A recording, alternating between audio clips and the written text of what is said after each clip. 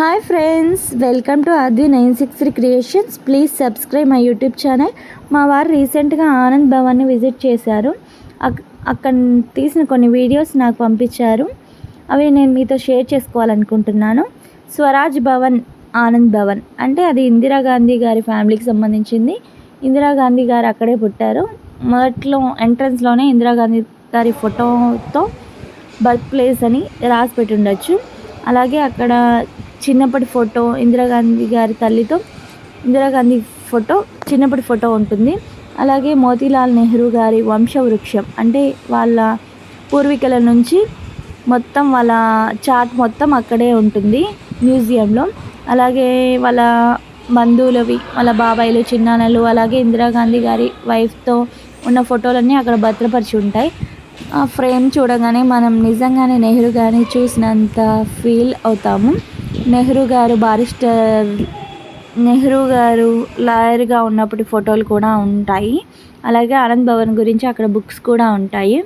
అలాగే ఆ రోజుల్లో వాడిన జగ్గులు, ల్యాంతర్లు, ట్రంక్ పెట్టెలు అలాంటివి ఉంటాయి.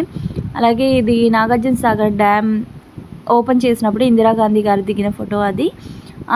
ఆనంద్ భవన్తో ఇందిరాగాంధీ గారికి ఎన్నో అనుభవాలు. అక్కడ ఆవిడ పుట్టారు కాబట్టి చాలా అనుభవాలతో కూడుకున్నది. ఇది గాంధీ గారు ఉన్నటువంటి రూము. ఇందిరాగాంధీ గారి పెళ్లి టైంలో దిగిన ఫొటోస్ అవి. ఇందిరాగాంధీ గారి నానమ్మ అయిన స్వరూపరాణి గారు అప్పుడు ఉన్న రూము. ఆవిడ వస్తువులన్నీ అక్కడ భద్రపరిచారు. ఆ రోజుల్లో ఉన్నటువంటి సామాగ్రి మొత్తం ఉన్నాయి. ఇందిరాగాంధీ గారికి, ఫిరోజ్ గాంధీ గారికి వివాహమైన ప్లేస్ ఇక్కడే, ఈ ప్లేస్లోనే జరిగిందంట. అలాగే ఆ రోజుల్లో యూజ్ చేసినటువంటి వస్తువులన్నీ మ్యూజియంలో మనకి ఇప్పుడు చూడడానికి అందుబాటులో ఉంచారు.